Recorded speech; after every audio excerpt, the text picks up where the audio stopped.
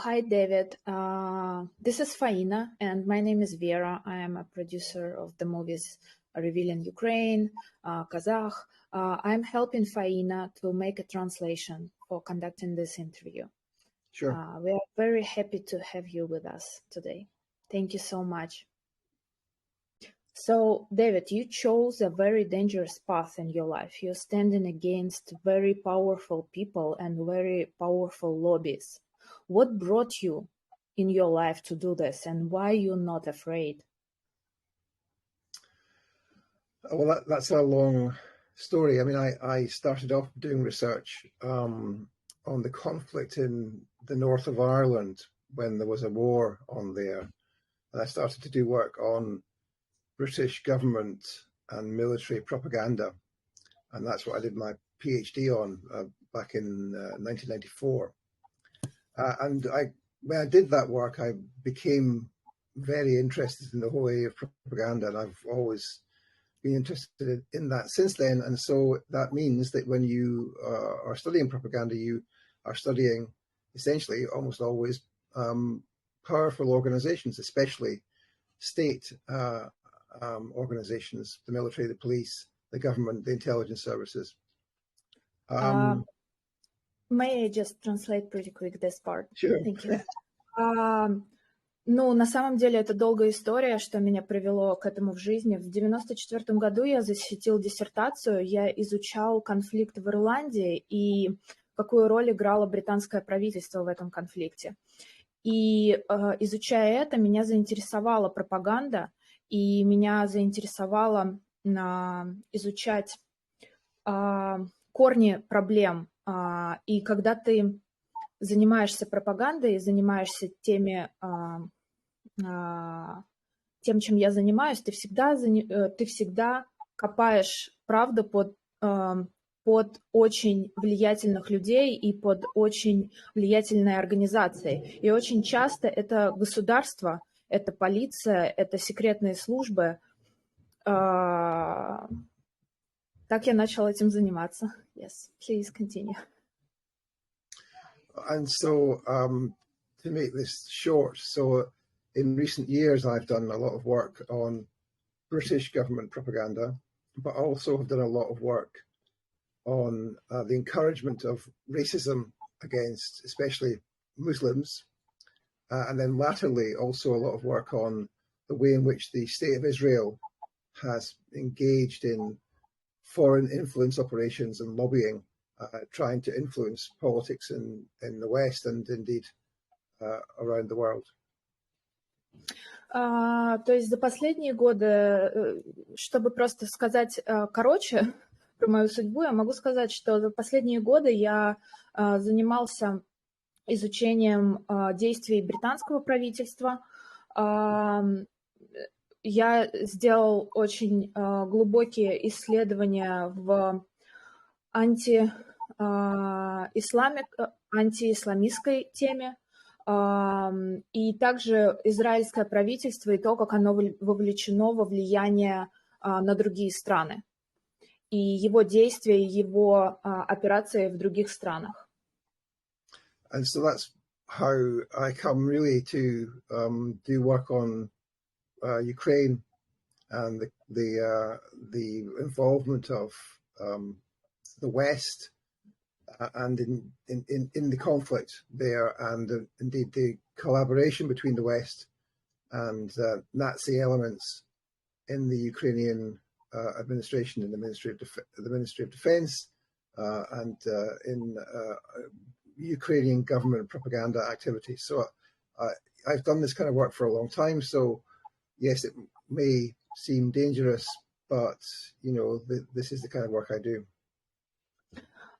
И это все привело меня к тому, чтобы делать работу исследования по части Украины и то, как западные страны вовлечены в этот конфликт на Украине,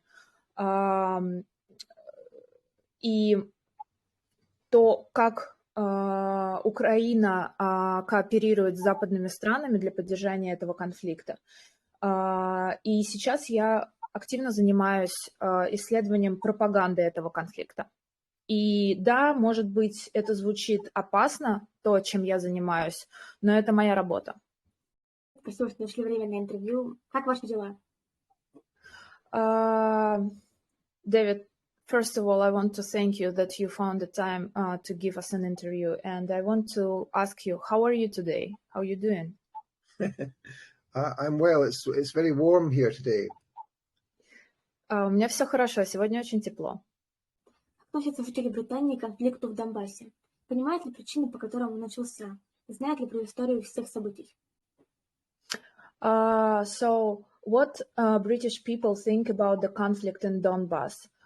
Is that publicly known the reason of this war and the historical base underneath this conflict? I would say no, it's mostly not known. There is a small proportion of people in this country and in the US, I think, too, who understand the process of the Euromaidan coup and the conflict in Donbass, which followed from there, who understand what happened. There was a lot of knowledge between 2014 and 2021 of the role of Nazism in Ukraine, but that knowledge has since been, I don't know if there's a word for this in Russian, airbrushed from history, so that we now look in the media, we see nothing about, or very little about Nazism in Ukraine. So yes, there was a reasonable amount of knowledge, but when the special military operation started, then there was an overwhelming deluge of propaganda to try and pretend that even if there had been Nazis in Ukraine, there weren't any longer.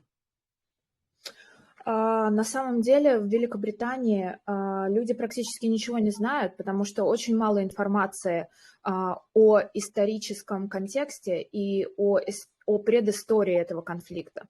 Практически нет никакой информации, она просто была вся стерта. Практически нет информации о том, что в Украине существует нацизм. Нет никакой информации о Евромайдане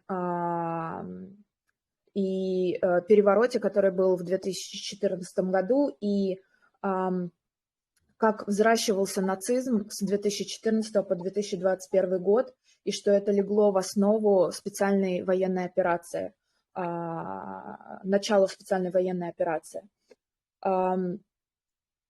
Очень мало сведений об этом, и люди очень мало знают об этих вещах. Почему страны Запада требуют выполнения законов от других стран, но сами их не выполняют? Why are the Western countries demanding to follow the democratic law from other countries, but they not following this law themselves? Well, they have this thing, what is it they call it, the rules-based order, by which they mean adherence to the rule of law. But because of the way in which power operates, they don't regard themselves as being bound by those rules, or they don't notice that they are not being bound by those rules. And this, of course, is the case, especially with the United States of America, which, as everybody knows in the world, I think, has been involved with subverting and invading a myriad of countries in the last 75 years. Но на самом деле есть такой закон порядка. Но то, как обычно действуют властные страны и те, кто чувствует за собой власть, они сами собственным законам либо не подчиняются, потому что они считают себя слишком правильными и у них слишком много власти, чтобы распространять на самих себя этот закон, либо они просто не замечают того, что сами они нарушают этот закон. Так же, как, например, мы рассмотрим Соединенные Штаты Америки, которые наиболее проявили себя в этом плане, и они требуют от других стран соблюдения демократических законов, а сами вторгались и влияли на политику огромного количества стран за последние 75 лет. Считаете вы введение санкций против других стран, замораживание счетов, правильной с точки зрения морали? Насколько они необходимы и эффективны в современном мире, эти действия? What do you think about the sanctions? The moral side of it, like freezing bank accounts, freezing money, and if sanctions even necessary and effective? Well, I mean, the most extraordinary thing about the sanctions is that anybody in the European Union and the European Commission thought that they would work. The European Commission is a body which has overseen many reforms in Europe of privatization, of contracting out, of neoliberal reforms. And so one would think that they would understand how capitalism, how neoliberalism works. You cannot sanction a country which produces its own goods and is self-sufficient in oil or fertilizers or the key, or indeed armaments. So what we found is that the sanctions have just simply not worked. And I think people realize this in Europe now, that the sanctions have rebounded. Not only have they not worked and not cowed Russia, but they have rebounded and started to destroy European economies, especially the German economy. На самом деле, самая экстраординарная вещь про санкции – это то, что Европейский Союз и Европейская комиссия думали, что они сработают, но они не работают. European Commission стоит за многими реформами и за многими преобразованиями в Европе, многие из которых не работают, потому что вводить санкции против страны, которая сама себя обеспечивает и может не зависеть от других государств, у которой есть нефтяные ресурсы, у которой есть все ресурсы внутри страны, они просто не будут работать.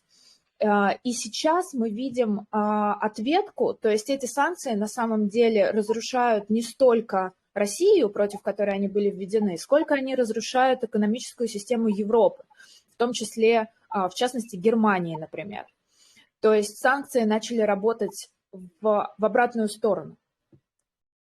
Насколько велика пропаганда в Британии? Есть ли возможность открыто высказывать свое мнение?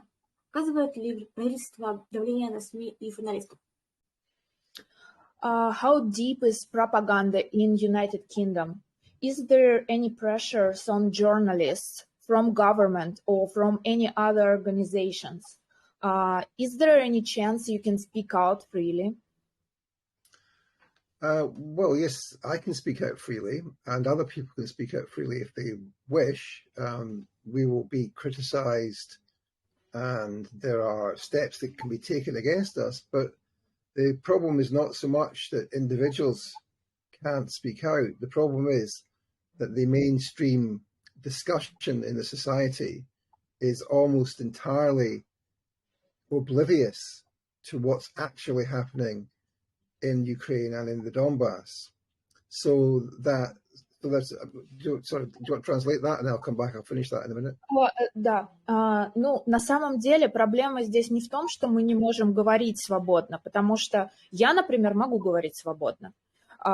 И любой человек может говорить свободно в Великобритании. Да, нас будут критиковать, да, против нас будут принимать какие-то меры, но проблема основная не в этом, не в отсутствии свободы. Основная проблема, что весь мейнстрим и самые большие медиа в стране просто подавляют наши голоса и подавляют собой информацию, которая распространяется в частности, про войну на Украине.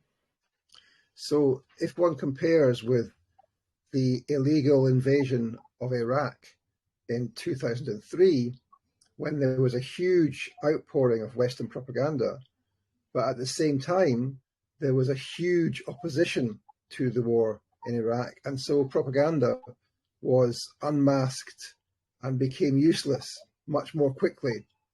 Today, that isn't the case. There isn't a huge anti-war movement against NATO's involvement in Ukraine.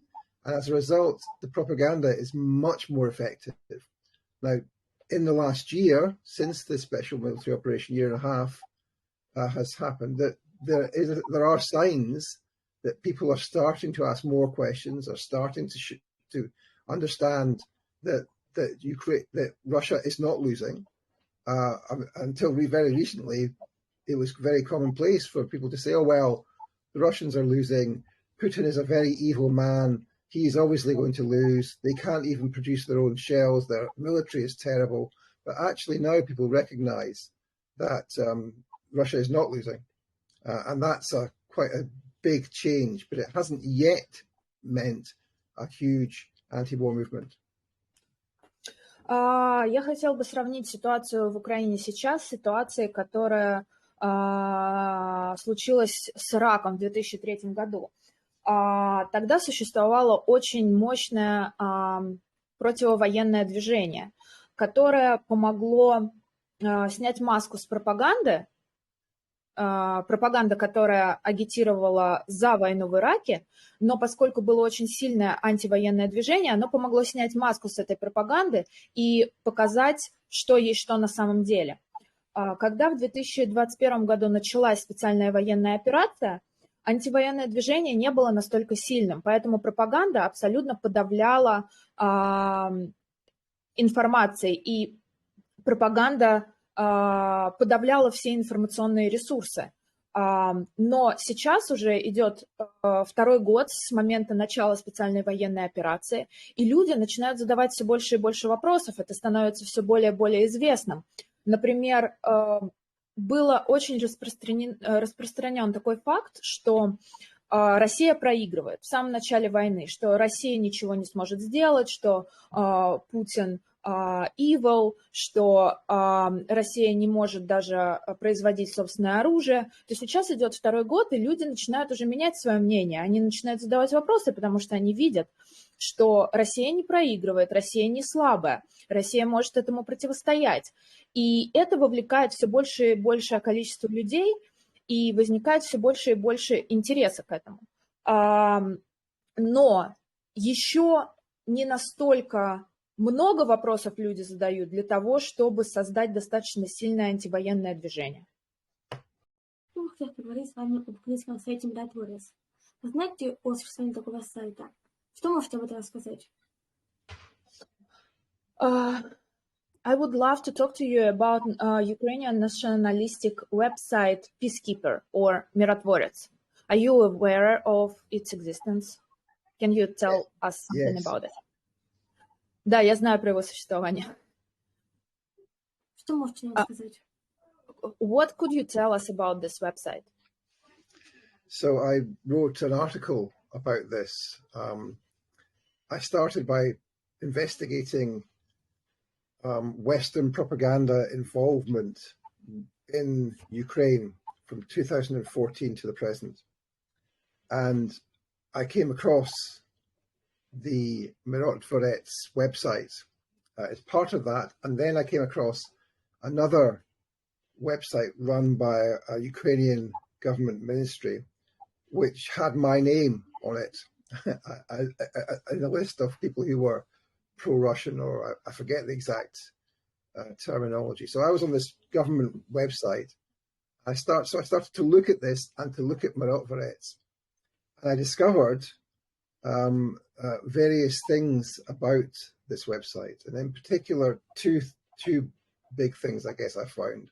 On the one hand, I found that it had been started by an organization which claimed to be an independent, non-governmental organization called Inform Napalm. Now, it doesn't admit that it runs the kill list, but it does. And I was able to confirm that it runs and it set up the kill list.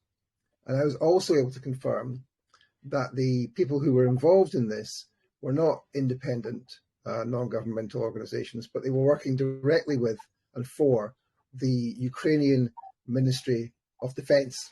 So this is an official government project, and the people who were working on the project were all, at least almost all of them, we were able to show were actual supporters of Stepan Bandera, so Banderites. So that's the one thing that I find. Let me let you translate, and I'll tell you the second thing in a minute. Yes. Да, я знаю об этом сайте. Дело в том, что я исследовал нацизм в Украине, я исследовал украинский вопрос и украинский конфликт с 2014 года. Я написал статью о сайте «Миротворец», и в процессе моих исследований я делала ресерч в интернете, и я нашел веб-сайт под названием «Миротворец», и я нашел там свое имя. И это заставило меня понять, что это за веб-сайт. Я стал искать, кто стоит за этим сайтом. На сайте написано, что это негосударственная организация, и они опровергают информацию о том, что это, по сути, лист на убийство, да, что это лист людей, которых хотят убить. Они опровергают эту информацию. Когда я стал копать глубже, я обнаружил, что люди, которые стоят за этой организацией, они не свободны, и они как раз-таки принадлежат правительству. Это люди, которые работают на Министерство обороны Украины. То есть это абсолютно государственный веб-сайт, за которым стоит украинское государство и за которым стоит Министерство обороны Украины. И люди, которые размещают информацию на этом сайте, они последователи Бандеры. Это сейчас первая часть моего ответа, которую я хочу, чтобы вы перевели, и дальше я проследую ко второй части. And the second thing that I found about the website was that it appeared to have been, I mean, first of all, I was able to find out who had registered the domain name, so we knew these people were Banderites. But it appeared that what happened was that the website was hosted, the actual server on which it was hosted was a server owned by NATO in Brussels, at the headquarters of NATO in Brussels, in Belgium. So here is a website which is run by Banderites, a project of the Ukraine Ministry of Defense, but actually being hosted and supported by NATO, an organization which is supposed to be not involved in the conflict in Ukraine. So that was pretty major scandal. Второе, что я открыл про этот сайт, не только то, что он ведется людьми, которые открытые последователи Бандеры, но мы посмотрели, на кого зарегистрирован домен, и домен зарегистрирован на НАТО. НАТО в Брюсселе – это оригинально, где находится сервис этого веб-сайта. Это был очень большой скандал, когда мы это обнаружили. Можно ли что-нибудь с ним сделать? Is there anything we can do about this website? Well, there have been attempts to shut it down, but they have been rebuffed by deceptions from the government claiming it doesn't know anything about it and the like. But I mean, I would have thought that that the website could be attacked by legal action in Brussels. That might be a possibility. And the other thing, of course, is to make it part of the price of engaging with the conflict in Ukraine. You know, clearly, the people who are involved in this are still in Ukraine and still in Kiev-controlled territory.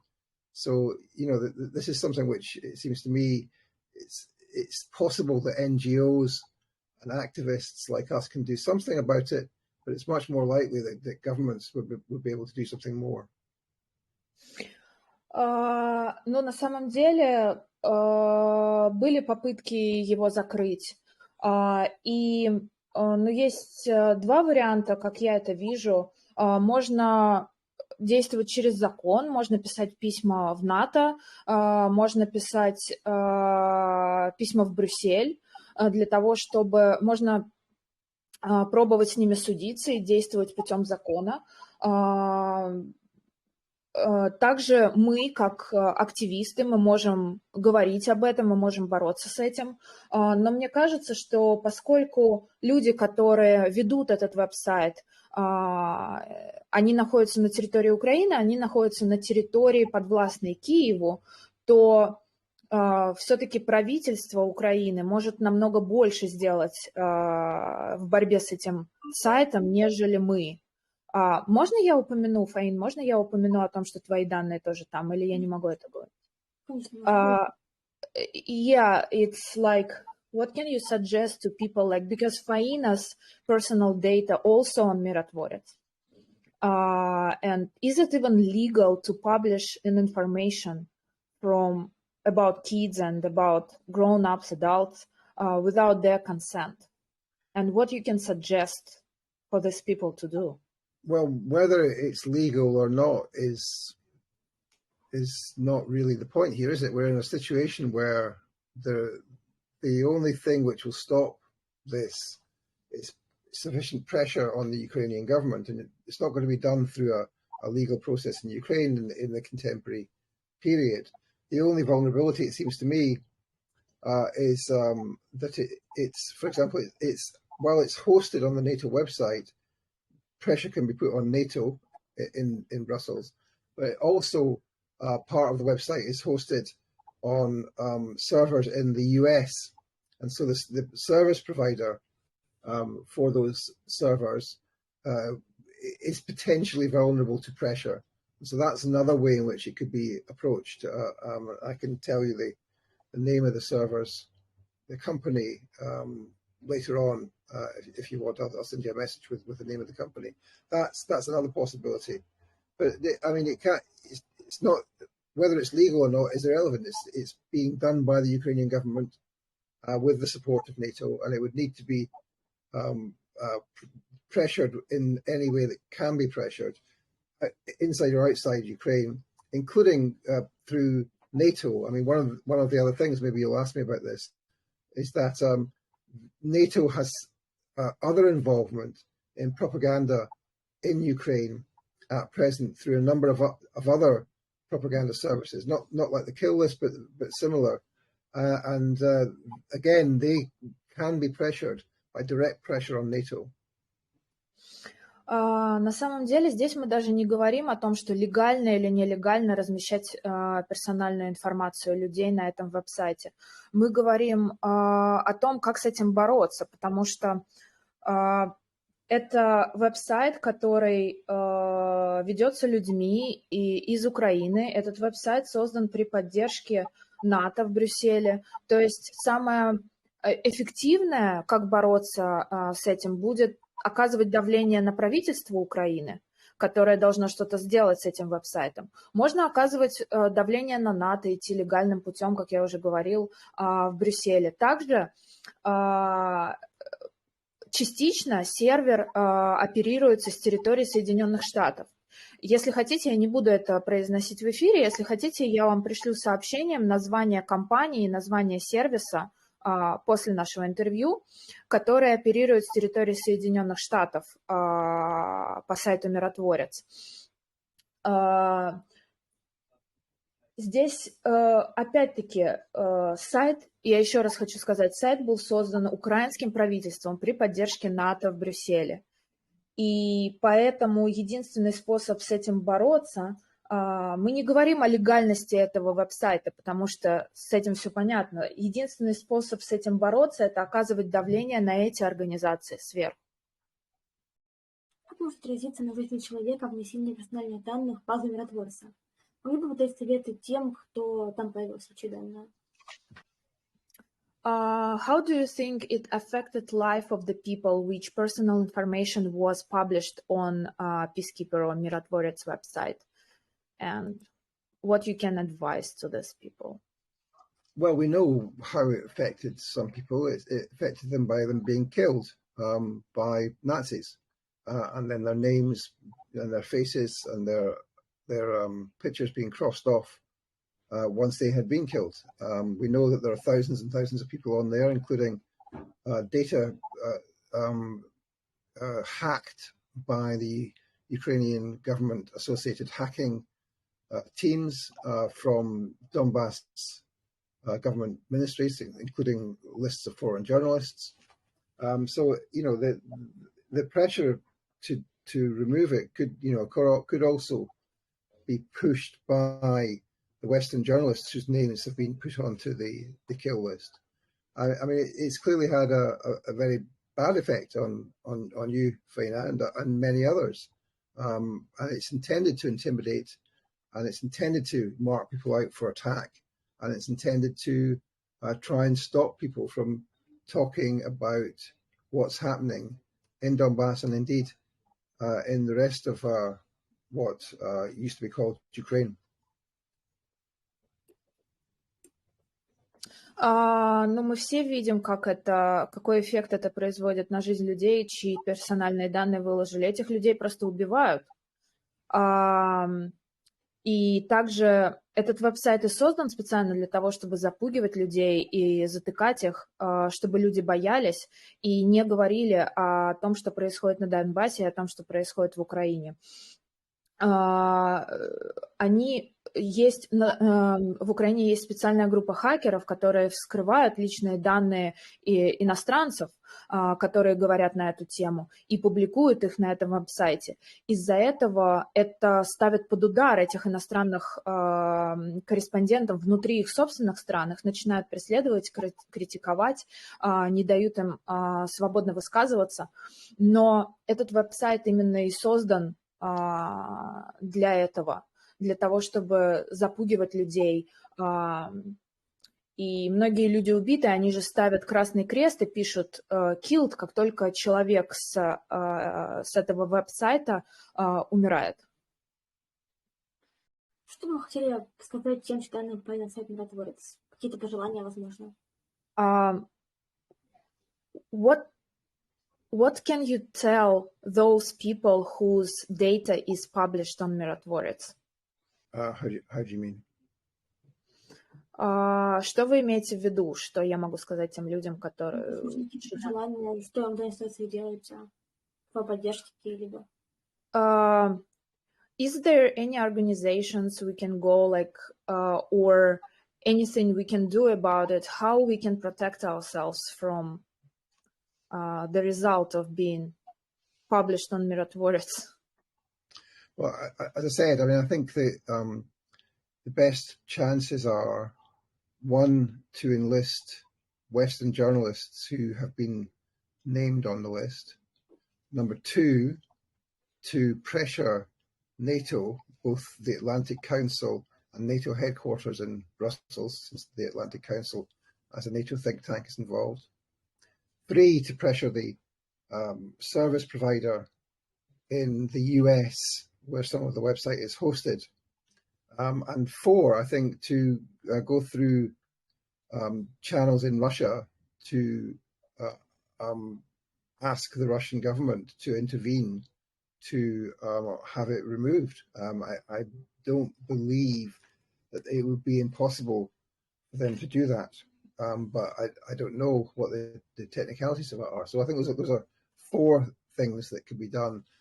Altogether, it could be wrapped into a campaign. I would be more than willing to support any such campaign because it's a disgraceful thing to have this kill list publicly available and used as a tool against ordinary citizens of Ukraine, of Russia, and indeed of other places. На самом деле есть несколько вещей, которые можно сделать. Можно объединить журналистов, чьи данные там опубликованы.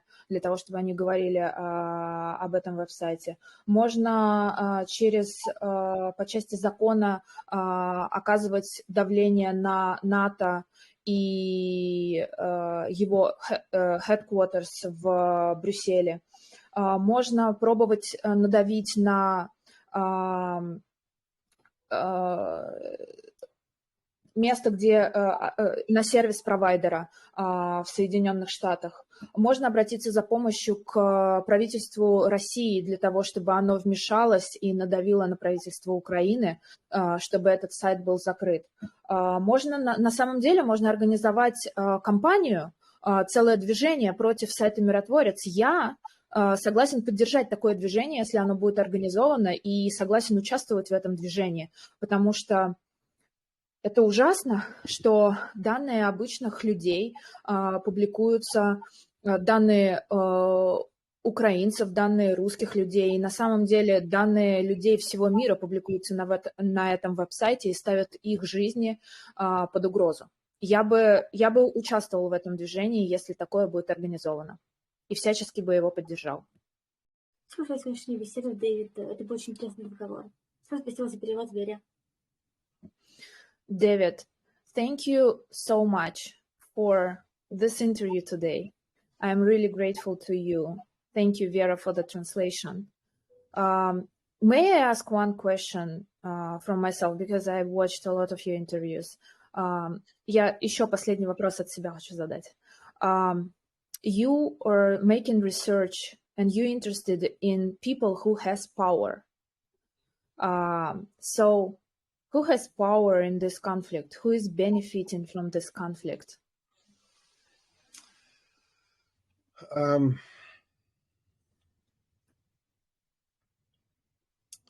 Well, I mean, the people in charge on the Western side are the US and the NATO powers. But the conflict itself has changed the power distribution in the whole world, so that we now are moving into very rapidly an era of multipolarity, and the actions of the Russian government and the Russian military in this conflict have been a key cause of our move to multipolarity. Of course, there have been other actors who have helped that process along: China, Iran, the BRICS, and all that has helped the process. So power, whose interest is this in? It's in NATO's interests, but power is leaching away, is dripping through their fingers as a result of their engagement in this conflict. But at the same time, I would also say that the NATO powers themselves are being a victim of this conflict, because the US has been directly attacking some of its NATO allies. For example, Germany through the bombing of the Nord Stream, and indeed possibly France through the involvement not just of Russia but also of the US in West Africa, where French energy security is now under threat. Now, so I think that there's a real as a result of the move to multipolarity, the US losing power, it is lashing out at its apparent allies, and that will itself encourage the move to multipolarity and a really quite significant change in the whole way in which the world operates. And I think that for the people of Britain, the people of Russia, the people of China, people of Iran, and many other countries is a really very good thing. Я задала вопрос, он изучает власть и кому выгодны конфликты. У кого власть в этом конфликте и кто получает выгоду от конфликта на Украине. Он сказал, что, безусловно, за началом этого конфликта стоит Соединенные Штаты и НАТО, потому что они были инициаторами этого конфликта. Но сейчас мы видим постепенное движение к мультиполярному миру. И это движение к мультиполярному миру является результатом действий российской армии и российских allies, российских, тот, кто поддерживает Россию. Тех, кто поддерживает Россию, это Китай, это Иран. И благодаря этим действиям, на самом деле, благодаря действиям на Украине, Соединенные Штаты Америки начинают терять силу на мировой арене. То есть они эту войну развязали, но сейчас эта война работает против них, против Европы и против Америки, потому что Америка теряет силу на мировой арене, и Америка начинает атаковать своих собственных партнеров в Европе. Например, то, что был разрушен Северный поток-2, это очень сильно навредило Германии. И другие силы начинают, наоборот, набирать силу. Мы видим по всему миру перемещение сил и смещение центров влияния. Так что мы сейчас движемся к мультиполярному миру, и это для жителей всех этих стран это очень большие изменения, и мы увидим совершенно новые законы и совершенно новую картину мира вскоре. Спасибо большое еще раз. Thank you so much once again for your time. Thank you very much.